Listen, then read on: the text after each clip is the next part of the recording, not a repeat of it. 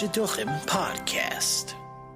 All right, lots to get to today, ladies and gentlemen. Episode 78, A Singles Guide to Summer. We have another fun episode for you. Paige is joining us. Just actually one-on-one, Paige and I, and then it'll be Avery, me, and Ahuva. And hope you enjoy the episode on surviving summer as a single. Hey everybody, welcome back to another episode, Nobody Talks Shidduch Podcast. I'm here with Paige, one of our, you want it. Yeah. Welcome, Paige. Thank you. Thanks for having me. So happy to have you back. Where were you for so long? What happened? I took a break from the show. Oh, okay. From dating. Oh, really? How was that? It was. It was. That's what I feel like is like the catch-22 with the break. You know, you think I'm taking some time, I'm going to chill, but then also Never like on really the back end, that long. Right. It just doesn't it goes by so quick because something comes up. Right. Something and also comes up. the loneliness hits, you know? I know. You want to move on at your stage and my stage and age. What could you do about that? I don't think there's anything to do about that. I mean, keep busy and live life to the fullest. But how? That does not complete what you're missing in marriage, so that's why you just got to go forward. Well, that's why I'll tell you, there's this, I was just on the phone with a friend of mine, and literally, him and the family, they move around a lot. You know, they move around a lot. And I told him, like, oh, hey, what's going on? I called him up, random, and we were schmoozing. So I say, oh, yeah, cool. Where are you now? And he says, you know, I'm in, this area. Let's say it's Pennsylvania. Like, I'm in Pennsylvania. I'm like, oh, cool. Like, he's like, oh, my mother's in Florida. He's like, my parents. And I'm like, yeah, I feel it because I'm like, what, your father's still living over there where you were before because of work. And he's like, yeah. Uh-huh. So his parents are together, but his father works. His father's a worker all day, every day, plays a little golf. And the mother is like, I want to live here. I want to live there. You know, she just jumps around they made Aliyah, and then they moved to California, and then they're all over the place. And they moved to the 5 towns, right? Whatever. And I told him, like, dude, your parents have the healthiest marriage I can think of. Because they know their boundaries. They know what they want. I'm like, time apart is great. Right. Time apart is, I think especially at a certain, like, older age, it's just like, you're married, you proved it. You know, yeah. When you have grandchildren and you have a few kids, and that's just how it is in the community. I actually just recently dated a guy, and no way. His parents still go on dates. He's like, I hate it. They go Sunday. They're going out for coffee. Wow. I'm like, why is that a bad thing? That's a good thing after so many years. Come on, right? Oh my God.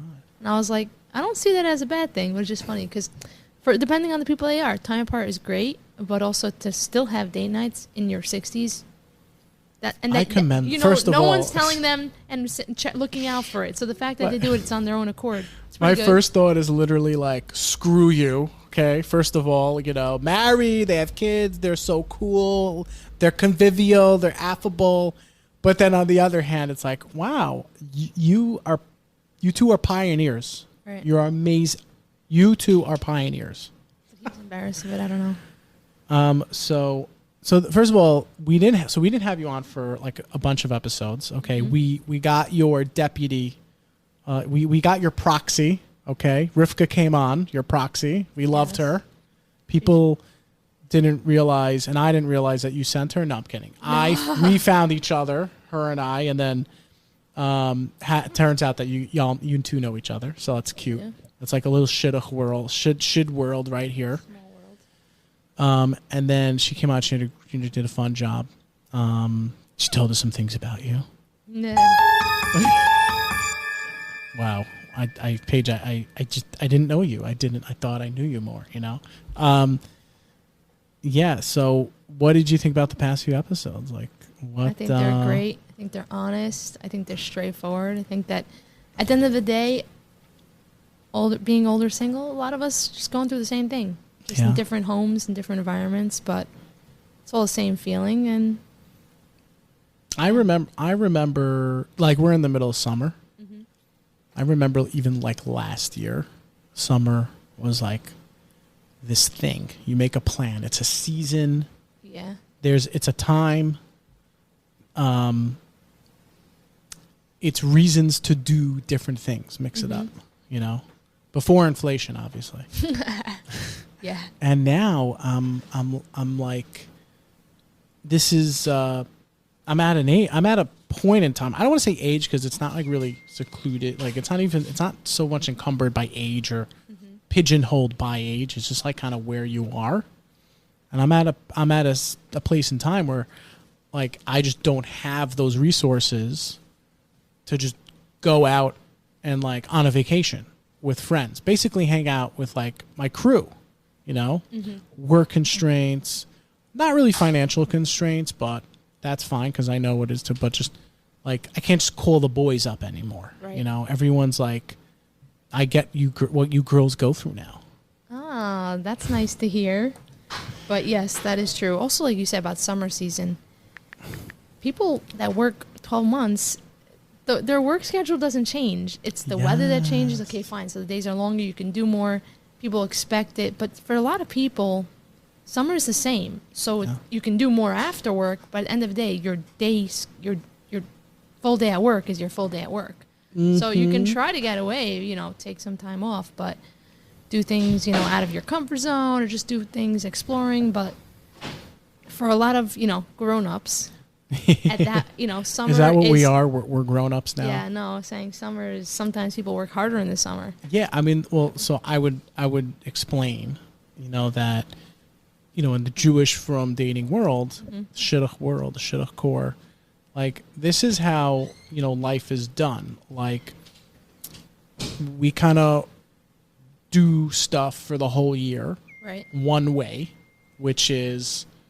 We go to school, we go to camp, we go to school, we go to yeshiva. Mm-hmm.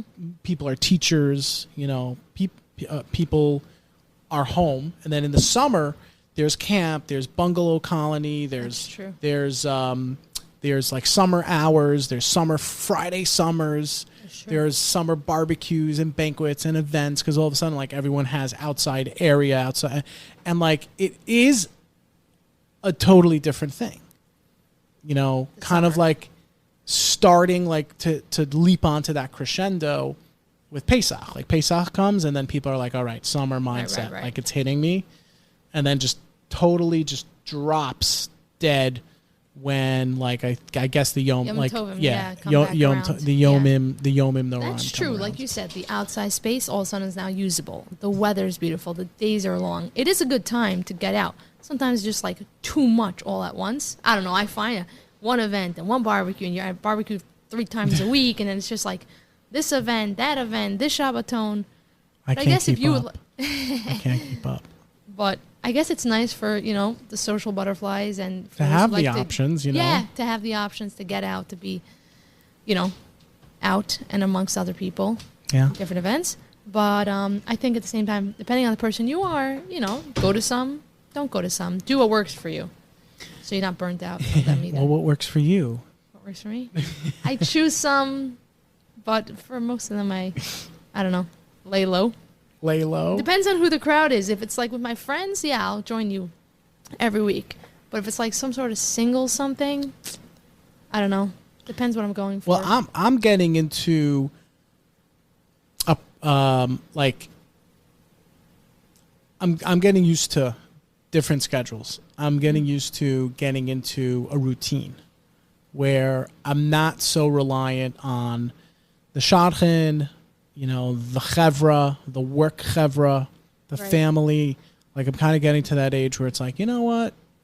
I get home from work and I'm okay with just like grabbing a beer, sitting on the couch, putting on some Netflix. I'm getting used to it. As opposed to relying on others or a situation or an event or something to like make you and feel human. Yeah, yes. So being more comfortable with being yourself and doing your own thing.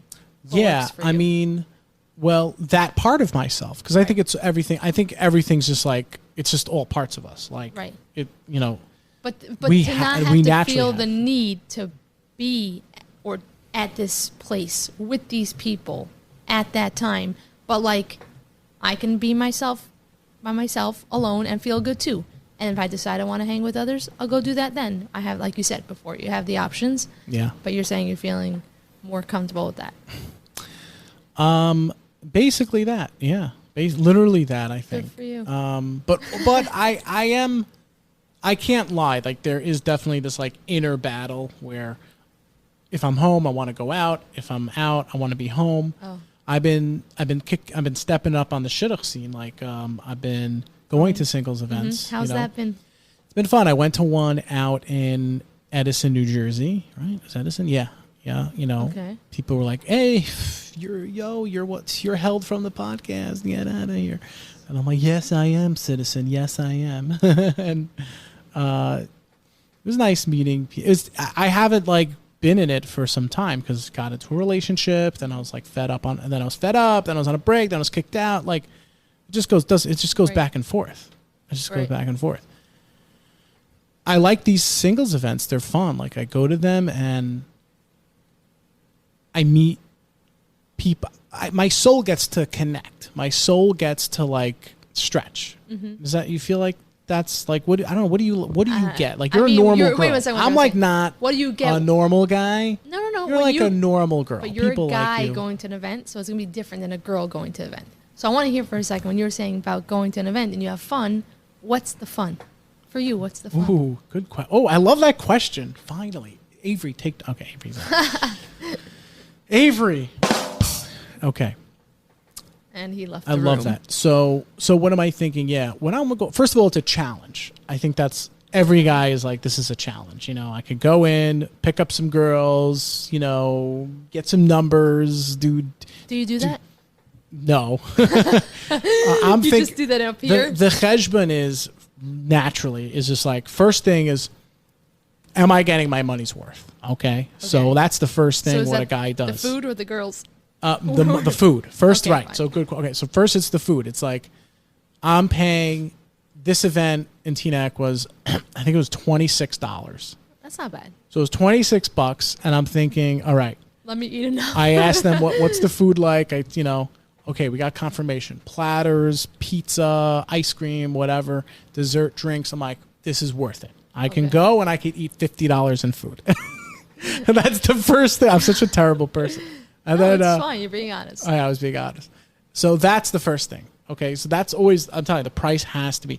Then the second thing is like, where's this coming from? Like, is this a shady Bukharian nightclub with, some slumlords, or like, where, like, is this by a Young Israel? Is this by an AAS event? Like, who's run? Like, what's the crowd going to be like?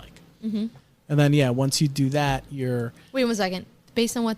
How then you once you find do out- that, it's just geographics. Like, okay, how far is this place now? Right. At that point, I would say it's like 70-30, because I'll go anywhere. I don't really mind. I don't mind driving for a while. The fun, you didn't explain to me. What's the fun? Just getting out there, meeting new people? Eating the food? It's a day out. That's it. A day it's out. Really, honestly, it's a day out. It's there a day happen out. to be guys and girls there. And Yeah. the food you pay for, so you know that coming in. Yeah, but other right. than that, it's just a day out. So funny, because girls are so different. It's a day out. I love that. Yeah, I don't. Tell me what is it? What is it for? Are we talking about a singles event? Anything? And- Right? Single no, event it's ish. different. Because we know there's single gatherings. So you'll have girls going out. which are crazy Shidduch Underworld. It's just so much stuff. pressure and nerves. And then there's like a Shidduch event, which is good because you have the shadchan like there, like Right. the pressure. You just I can't. Guy creeper comes over to you. You can go to the shadchan and tell him Right. get this guy. Like you could just be turned off. You don't have to like overcompensate. Right. So Yeah. girls, I don't know if they'd go out there just to have a day of fun or a night of fun. But you do have plenty of girls that do. But from the ones that I hear, I hear they're like going to check out the guys because A little closer. Sure. They're just like, listen, if a guy's not coming to me or saying yes to me, let me go meet him in person and make that impression to change that no to a yes as a possibility. Meanwhile, the guys are just having fun. They don't remember the girl's name. They don't remember the girl. And they don't. Well, we do. We do. We're just very good at hiding. Very specific. We do. Select I think we really, depending on the guy, I'm telling you, I would say they remember. I'm telling you, but we remember. When they leave that event, they're talking about the food, the girls maybe in general. They're just the fun they had. Girls leave the event saying, which guy was I interested in? Which guy did I have a good conversation with? Ooh, let me see if I can contact the shochan and have it being read. That's the girls talk about. The guys just say, oh, this is fun. Oh, my gosh. Yeah. Well, I'm getting more into the brain of this, That's what summer is. But I really look at it like it's an outing. I used to be like more community involved. So I'm going to places like Boneolam Barbecue. I think we bumped into each other one time there. Did we? I think one year we bumped in. Was it Boneolam or was that Victor's? Oh, it was a Victor's house. It was AHI. Yeah. That's fun. I went, oh my gosh, when I went there, there was this guy who was like in his 50s trying to hit on me, and my friend just left me. I'm like, you're supposed to help me get away from here. She's like, sorry, I was having too much fun laughing at you. Yes, smart girl. Gosh, that was crazy. I think, that was your blonde friend. Yeah. How'd she doing? She's doing great. No way. Good. She was cool. We smoked a cigar. We hung out after. We lit some cigars. Yes, that one. Wow, that was fun. It was fun though. Those type of events, I would go again. It's a lot of fun. You know what? Right. There's unlimited food. First of all. Yeah. You don't even have to pay. You'll just get a ticket. No. You have to pay. No. You got to pay. Well, you could give your Maaser money. I mean, that's a big thing. You could. You give your Maaser money, and it's like whatevs. No. But that was good food, and also like it's just fun. It's just chill. There's I think you can just show up. There are ways to get around this. I don't know those ways, but guys know the ways. We know the ways. Okay. By the way, do you know? I don't know if you've been to enough of these events. Do they make guys pay? Because they're always having to like pull the guys in because all the girls. I don't know, honestly. And I always hear there's guys crashing. I always wonder, do the guys that crash have to pay? Because I'm just curious. Do you know? I love I'm enamored by your curiosity here. I'm enamored by it. Curious. So I always pay. I'm an anomaly. I'm just a freaking anomaly, and I'm probably still single because I'm just an anomaly. Like normal guys, like I get the form. Yeah. And I go, I don't know if I can go or not, but I do this like, the little process I just told you. Mm-hmm. I'll put it in my phone. I'll put it in my phone's calendar. I'll fill out the form. I'm not paying any money, but I send it in. Right. Then they follow up. Like sometimes they fall through these things. They'll follow up and they'll say, hey, we reserve your spot. Pay us. Great. I do it. Right. Most guys, that's me. 99% of the guys literally like look at the email, don't unread it, and just like, get back to it like later. They don't even want to commit. And then the girls have to like reach out. Oh, you coming? Are you coming? Exactly. That's what normal guys do. I know. It's just like, dude, just you have nothing to lose. Just sign up. And worst case scenario, you can't make it. That's all. Right. You don't also, even have to pay. Nothing to lose. They have nothing to do otherwise. Do they? Do these guys They just don't like to plan an event or be committed. Yeah, there we go. They don't want to commit to the event, and yet they're going to commit to marriage. Because I think like the money factor is no question in my mind. No question the money factor is a big problem because they're thinking, how much is it going to cost me? What's this, in gas. How much does it cost me in gas? How much does it cost me in tolls? How much is it like to be there? Then like, and then is anyone just go and have a fun time? Who cares? So no, most people don't care if it's one or two events they're going to, but when they have 25 events in the summer, and someone said just go, I have been to 5 of them already. Am I going to just go to another 5? Yeah. That money racks up, the tolls, like you said, that's the gas. True, yeah. That's the thing. Yeah, that's so true, by the way. So the opportunity is there, but I guess for each person, they're not going to go to every event. But you gotta look at it like, you really have to look at it like this. Like, as a single, like this is what you have to do. Like when you're married, you'll split the rent, you'll pay for the rent, I don't know, okay, however that works. But let's say if you have kids, you have to pay for yeshiva tuition. That's it. So this has to be looked at like that. Like I need to put $200 to $900 a month on entertaining myself, which could be a shidduch date, it could be a shidduch event, that's a lot it could of money. be just the guys hanging out. Well, that's Per what month? it costs. Yeah.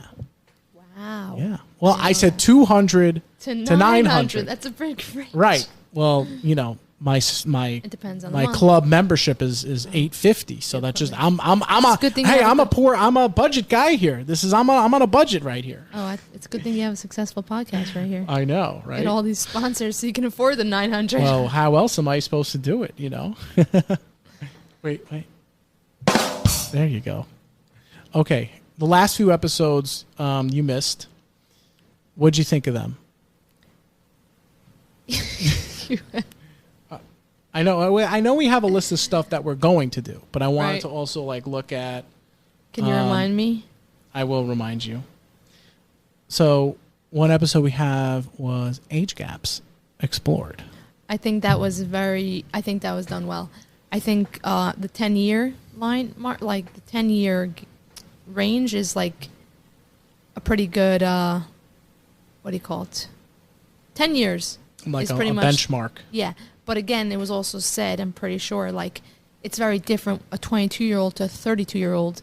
Those 10 years are a bigger difference than a 27 to 37-year-old. Yeah. Because they're just both mature, both, hopefully have their, career path or whatever, ashkafa ways they want to set, whatever values they have solidified. And 37-year-old, the same.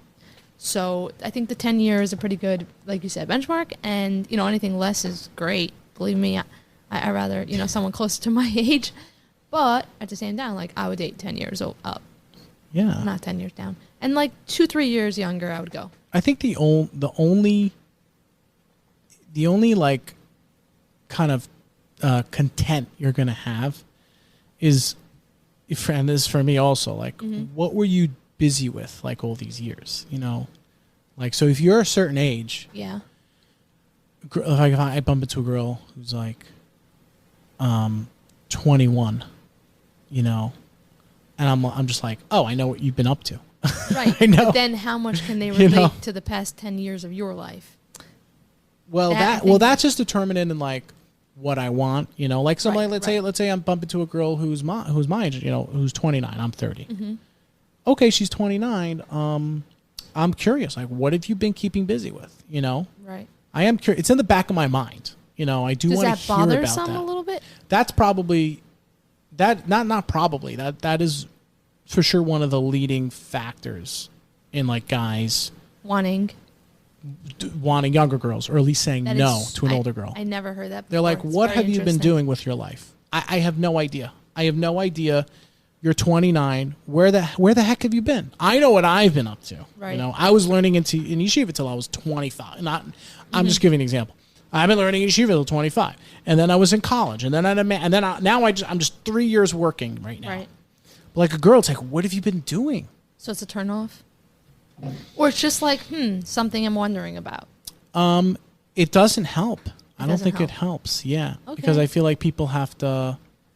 Like you said, I guess it depends on the guy. Right. That's how much right. you actually think into it, how much it bothers you. I think possibly. more capable guys think about that. So that's what they're thinking. So if they see what you've been doing, or they know what you've been up to, it's good. If you're at single events, you're hanging around town. If you're on Instagram, if you're an Instagrammer, they're oh, okay, that's cool. I hear, I see what they're doing. Right. And that, the younger generation has it easier right now. They didn't have to overcome all of this nonsense thrown in. So that's just the age thing. Before that, we did an episode on what did you think about the history of shidduch dating? We did that was very, very interesting. I felt like there was a lot of ping pong going on there was with the facts and with the information. Yeah, and what was his name? The one who had all those. Cousin Malcolm. Yeah, Cousin Malcolm. Yeah, I actually met him after that, and I told him I listened to it. And he was. You just bumped into him on the street. No, at a wedding. You're like, I'm a fervent. At a wedding. I told him. I'm a fervent, ardent follower of the podcast, and please, Yeah, well, you're a guest, right? You're on the crew. That was fun. What'd you tell him? Like, no, I said I heard your podcast. He's like, oh yeah, it was a lot of fun. It was so fun to be there. I had a great time. Yeah, that was really interesting. What about the Shidduch work stories? Did you like that? Did I like has that? Ever? I mean, so you could probably talk about that. Yeah, but I'm in the field I'm in. It's mostly women. Yeah, although I will say there have been a number of, let's say, rebbeim, because I work in a school primarily, and they actually tried to set me up a number of times. So not themselves, they're all married. Oh, yeah. But they have, I mean, honestly, some of them were just probably single guys they knew and nothing else. Yeah, nothing, right. Nothing to do. That's a travel. I mean, one guy, not kidding you, he had just come out of jail. Oh, my God. But he thought of me, so I said, you know what? I should be happy the guy thought of me. That's literally how I took it. I hear that. That's nuts. That is nuts. I get it, though. I just learned to just kind of roll my eyes. No, I didn't. Not even roll my eyes. Just right. I mean, meaning I know where it's coming from. Like they just want to. They're thinking, oh, I'm the shliach. You know, right. I think that. You know, they might be one day. Who knows? I know. I have it on one of my dating profiles. It's like, you know, I believe in the one. I know she's out there. Maybe we'll find her together. Oh, that's it. You know, maybe we'll. I don't know. Maybe we will. Maybe we won't. There's a. When it happens, put it to you this way. When it happens, I'm not even going to care like how it happened or when. You have it and then you move the hell on. Exactly. You're like, I'm done. I'm done here. But I'm very into that. Like, you don't know who's going to come through. So sure, set it up. If it's a no from me, because it's just not a match, it's not a match. But I'm appreciative. Not meant to be. But at the end of the day, being thought of means more than the match being, you know, viable or not, you know, because we don't know who their shliach is, like you said. But see, some people really think that who knows. I don't know. Like I get offended a little bit. Honestly, I get a little bit offended of like by some people. You never know where it's going to come from. Okay, but that's like, because they're like talking almost at like, you. Dude, like, yeah, they are right. Most of those people are like definitely talking at me. As opposed to talking to you as a person, at you as when they're talking to you like that, that's speaking at you as not even as a person, but as an older single. They don't even look at you as a person, right? Otherwise, they wouldn't talk to you like that. But it's just too many people. But honestly, not even. I'm telling you, like I think in the workplace situation, the workplace story I was talking about. Mm-hmm. I'm telling you, I have people. They know my worth. They know who I am. Right. They love me. They hate me. They know you know, whatever it is. But it just rolls off the tongue sometimes. Like, oh, but maybe, you know, maybe like literally the other day, someone got a flat tire outside. Okay. And I have to work and be at my desk. You know, my boss, you know, if he sees me outside changing the tire, it's not going to be, great job, bucko. Mm-hmm. It's going to be like, why, Wazowski, you're supposed to hand in the paperwork. Right. So I have to be by my desk. Anyway, you know, right away there was some wonderful Central American dudes came over, you know. Now one guy literally came over, this guy, you know, this guy, let's call him whatever, Harry. Harry came over and was like, "Oh, maybe you could go help him. Maybe you're Bashert. Maybe he knows." I'm like, how are you supposed to live like this? Right, how are you supposed to like everything I do? It's like nuts. Like, that's right. Maybe I'll go help this guy like get fired. It's like, it doesn't. I was baffled. And like, oh my God. Anyway. Like they're basically blaming you for not doing everything and anything that could lead to that. Yeah, literally. Right. So you really have to tune those people out. Although it's hard because you're a human. It was such a funny thing, but I mean, it's just humorous. It bounces off. It really bounces off. It does bounce off you? I don't think people are saying it in like such a malign way. Like, probably. You know, I think in the beginning I did, you know, and I don't even think it's like a virtual signal thing that these guys are like, oh, I believe in God. And, you know, I think it's you know, I don't even think it's that. We're just programmed like, oh, it's from Hashem. It's from Hashem. It's from Hashem. Right. Okay, whatever. We did. Done. you imagine that? Like, Who joking? Okay, so 6 years. Okay, so you were saying that some guys are now like not putting their. Now that I know we're being recorded, I'm like, oh my god. No, so you were saying that some ladies are now receiving these girls in the Shidduch are receiving resumes that it does not say that the guy was divorced. 100%. More and more. I don't think I've seen it. I don't know the last time I saw a guy's resume that says divorce, yet I know they are. So I'm saying that I think that's fine. I understand that so many girls they're gonna just take a step back, you know.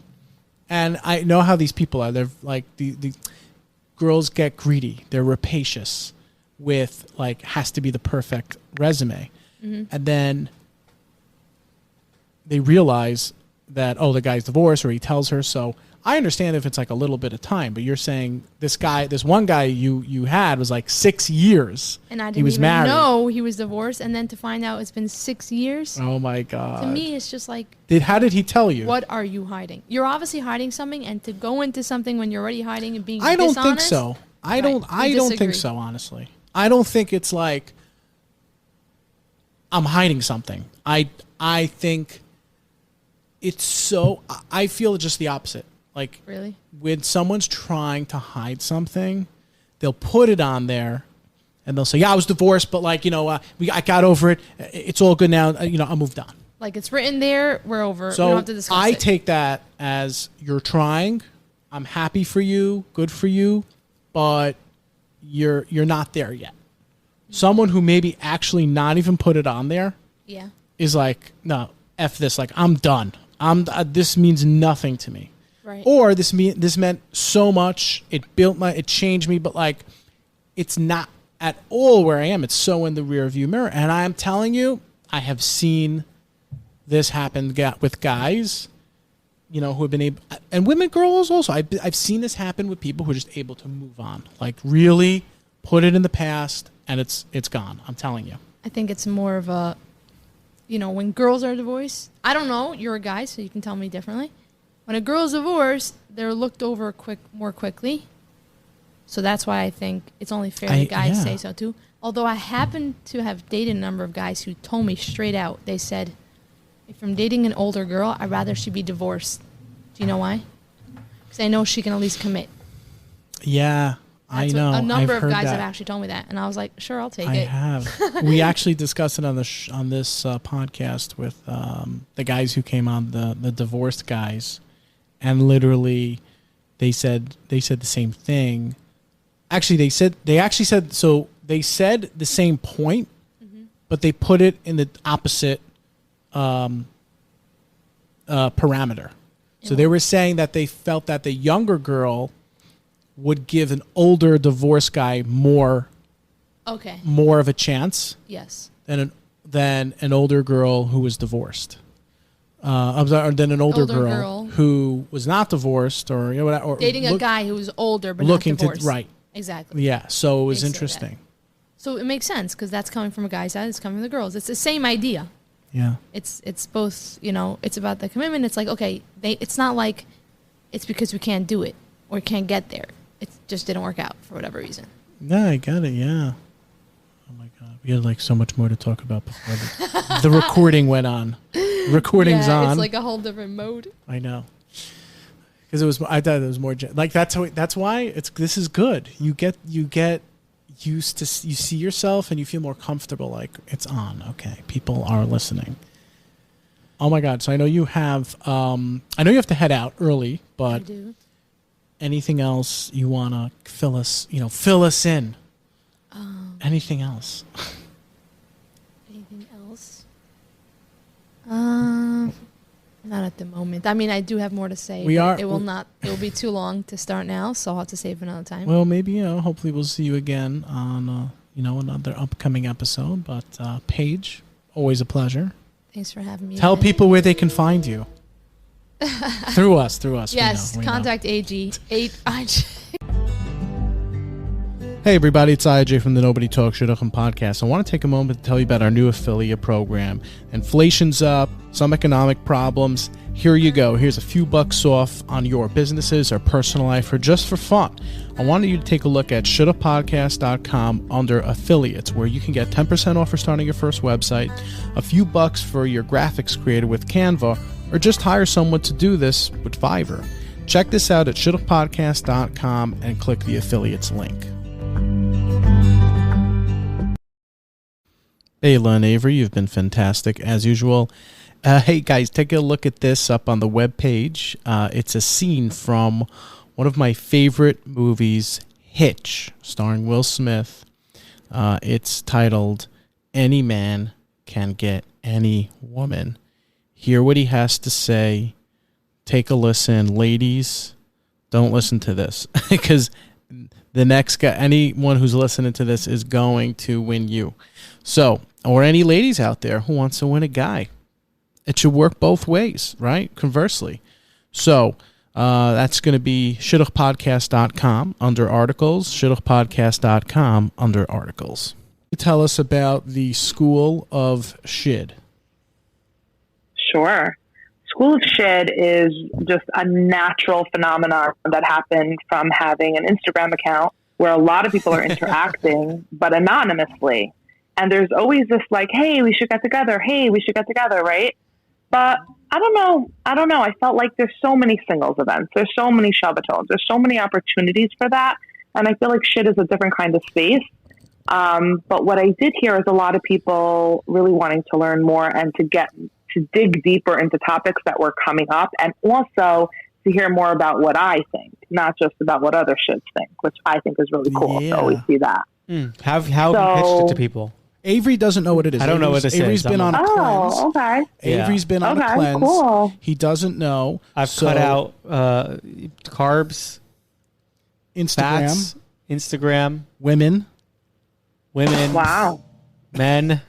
Yeah. Avery's going through like I'm an androgynous. Avery's going through like a very surreal growth, and I'm privileged to be a part of it. Similar to Gandhi, actually. If you I was gonna say, like, you're a bit of a monk right now. I'm like almost like Gandhi. Probably he was just like a few pounds more than me after the hunger strike. But and well, how are you feeling? How's it going? I feel fantastic. I feel like a jubilant, liberated, expressive human being who is free to share whatever comes to their mind with humanity, and it's quite blissful to be on this journey, I have to say. Wow. Yeah.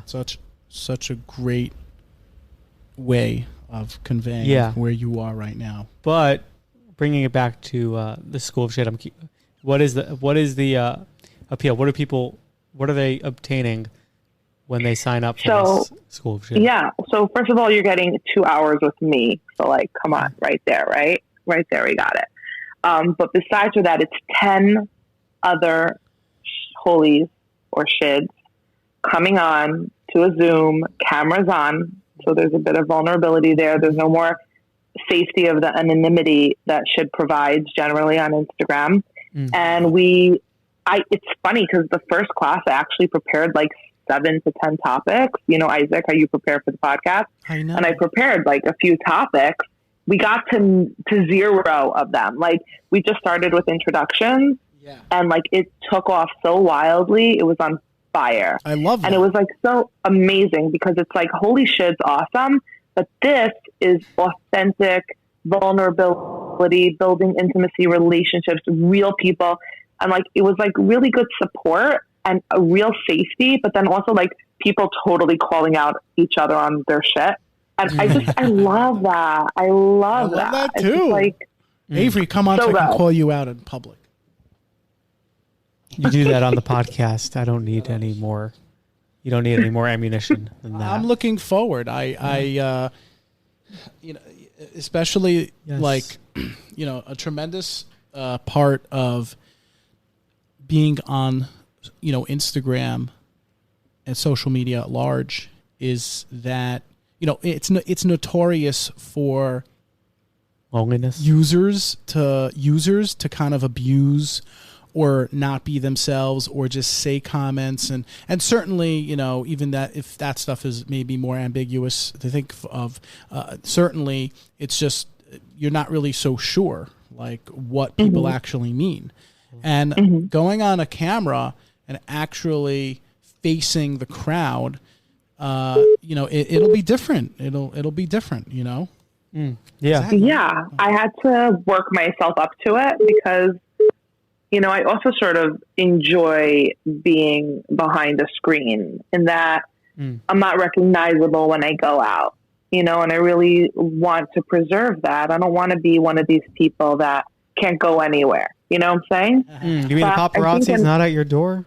No, thank God. Thank God. And, I don't want to become what Instagram is infamous for becoming for people. Like, that's just not my goal.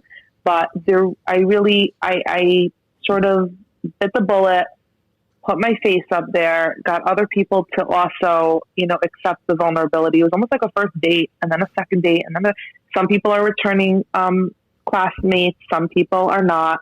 We're not looking for commitment at this point. We're really just getting to know each other.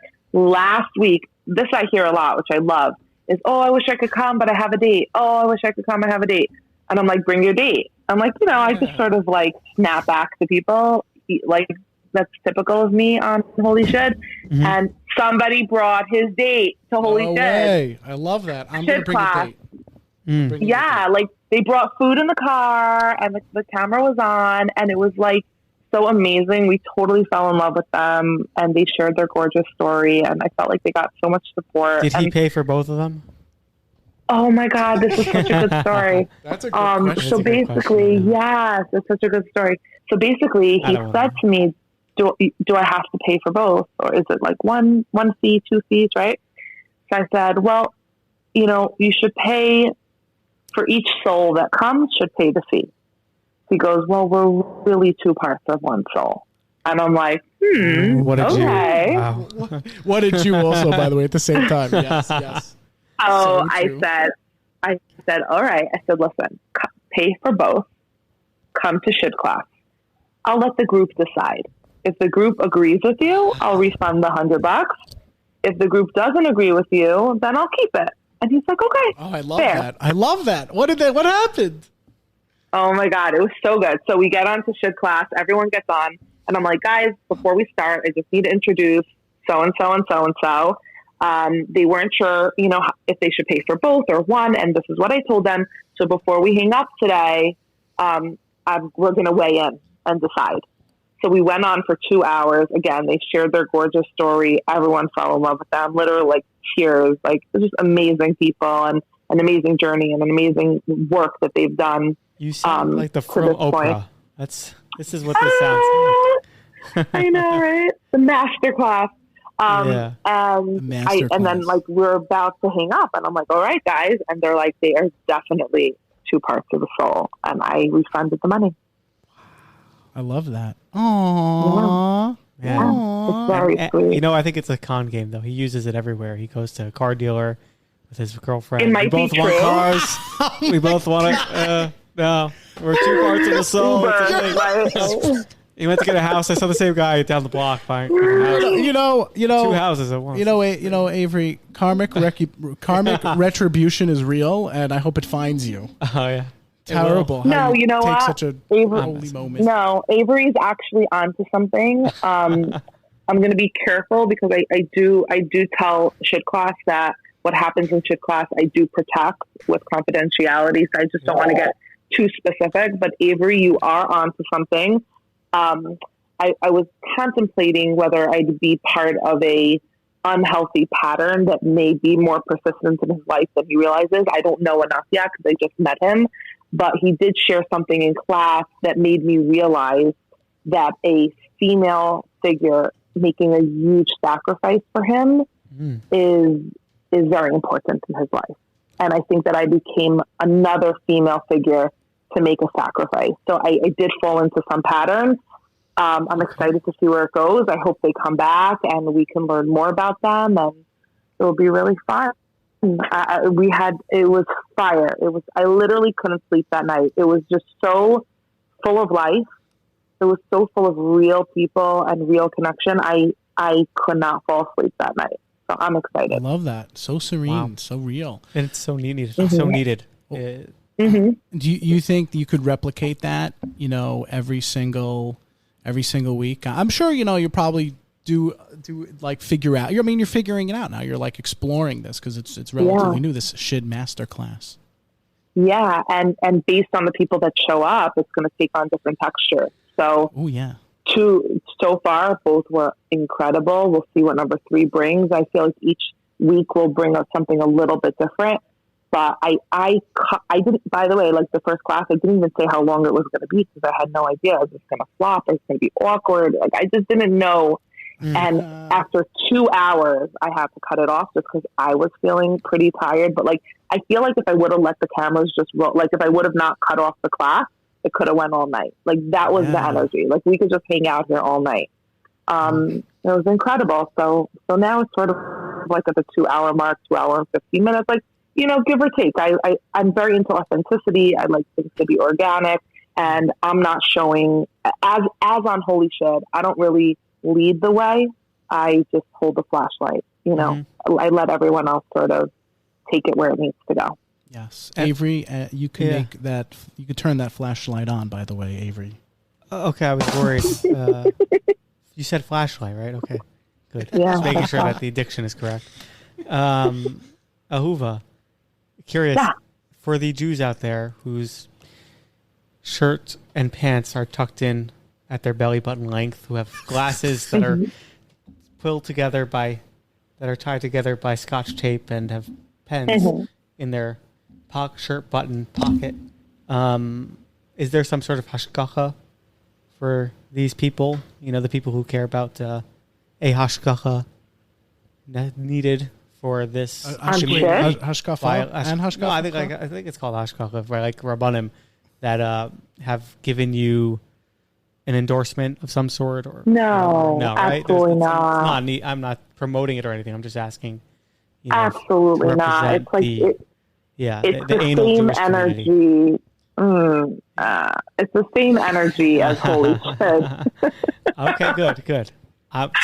Be you. No. It's sort of, I like Holy Shid as the name even suggests when you hear it first time. Like now we're so used to it, Holy Shid, but like, it's edgy and it goes into the spaces where people aren't usually comfortable to explore, and that energy is kept on Zoom.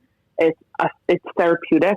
Right. I would say it's more. It has the undertones of a therapeutic group, even though it's not therapy per se. Yeah. The same way I think Holy Shid is therapeutic as well for many people, and a rabbinic like hashgacha on that would just be so empathetical to how we operate and why people love it and the growth that's been able to come out of it. This is something that happens beyond the system, beyond the institutionalization of Judaism, and we're going to keep it there.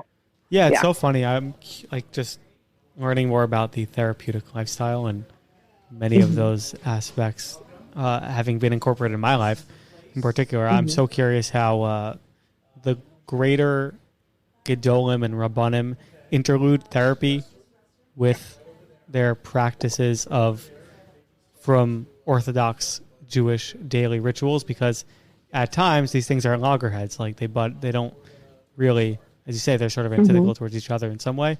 So I'm so curious how that plays out or has played out in your life. In my own life? Yeah. It's funny. I'll tell you this. When I met up with one of the rabbis from a school that I had gone to 2 or 3 years post, seminary, I was ready into my master's program.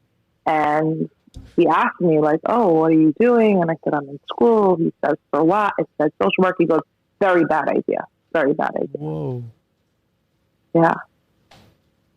How crazy is that? Wow. Because for what reason? What do you think his reason was? I didn't really ask him, but if I had to think back, I made my own meaning out of that, which is what we do in life, right? Viktor Frankl. I make my own meaning. man search for meaning. We create our own meaning in life. Yep. My meaning I took out of that was maybe that, like, why would you go into a profession that is going to throw you into the dark side of life? Like, won't that be really heavy for you, dark for you? I don't know. That's the meaning I created. I don't really know what he meant. Right. You know, but I've had mentors that were very, very supportive of me. So I don't know. I don't look for rabbinic, approval. Rabbinic approval. Thank you for like everything in my life. The same way I wouldn't ask my therapist if something's kosher or not, or if I need to tovel something or something like that. I wouldn't ask my rabbi something that's more, you know, therapeutically angled. Like, I'm not going to ask them about trauma or treatment, or like, I'm just not. It just doesn't make sense to me. Like, you're the authority on halacha. Like, some people have rabbinic authorities that are mentors. Maybe they feel a little bit different, but like, for me, it's like, I know where my supports are and I know how to utilize them where they're best suited. But I think that in the Jewish circle, tell me your experience. Like, people just run to their rabbi about everything. I don't get that.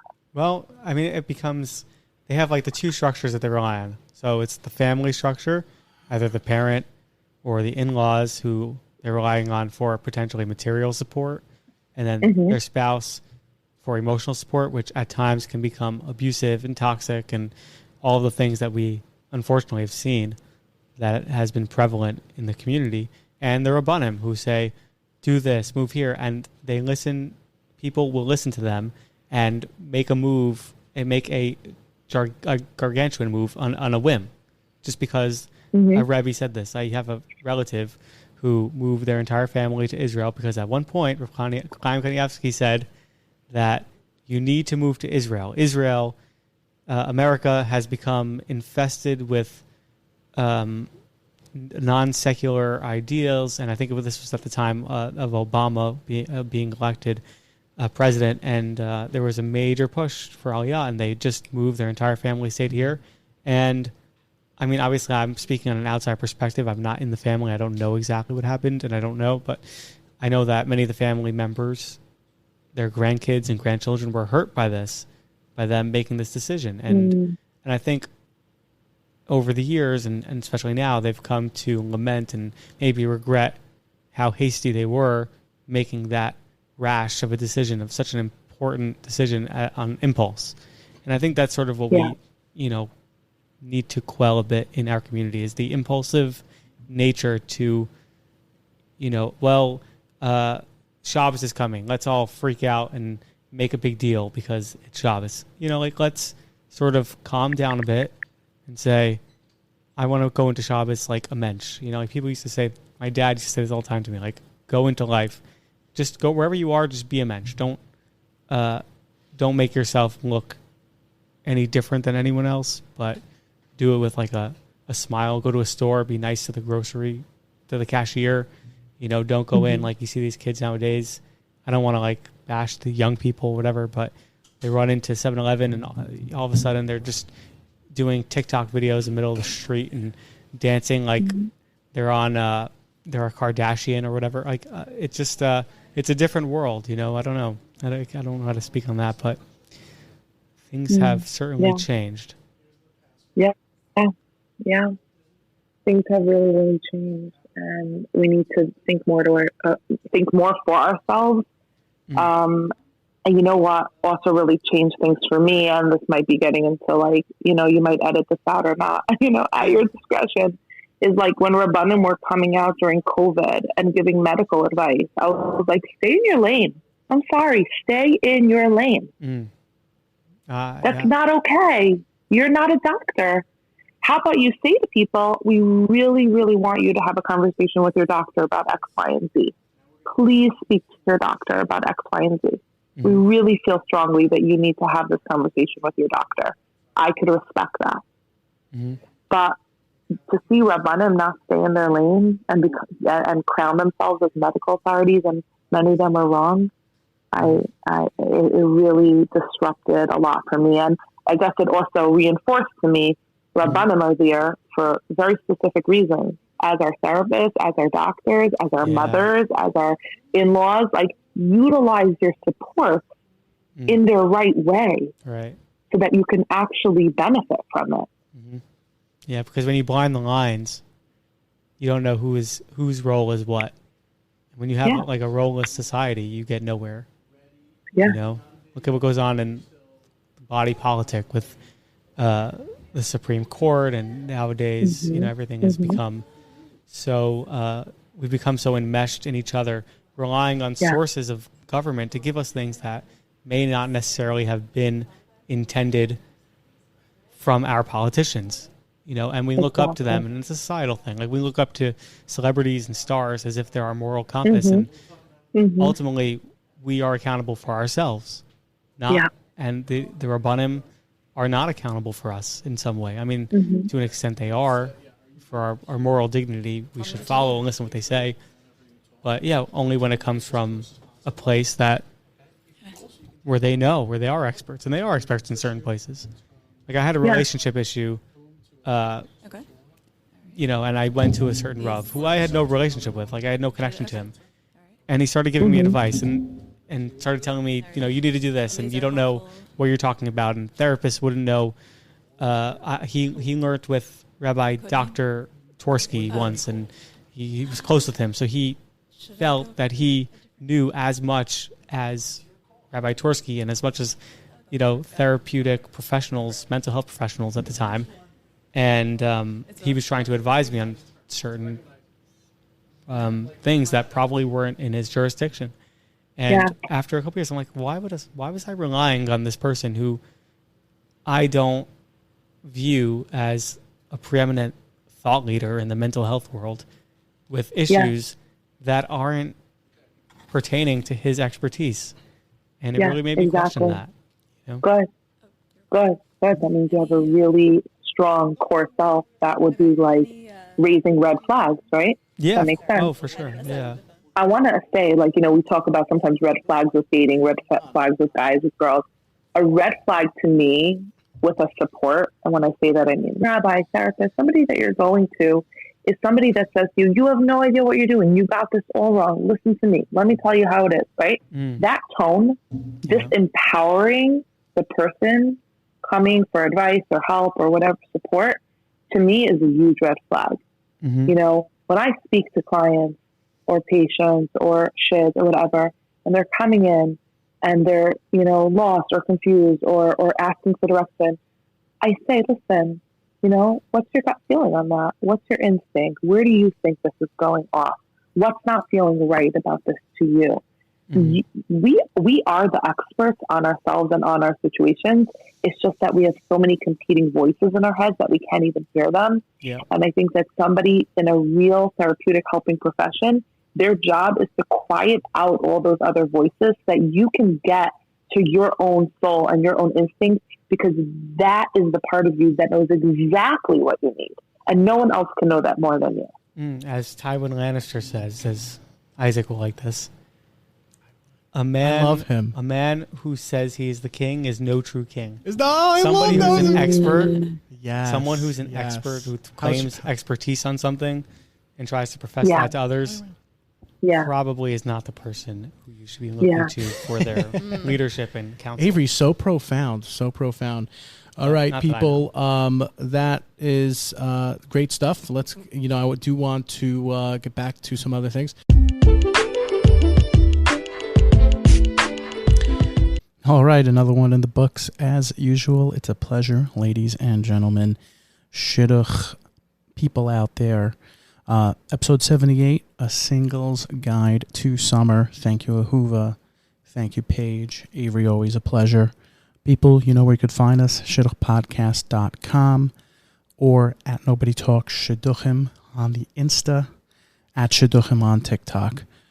Once again, thanks so much for being a part of this.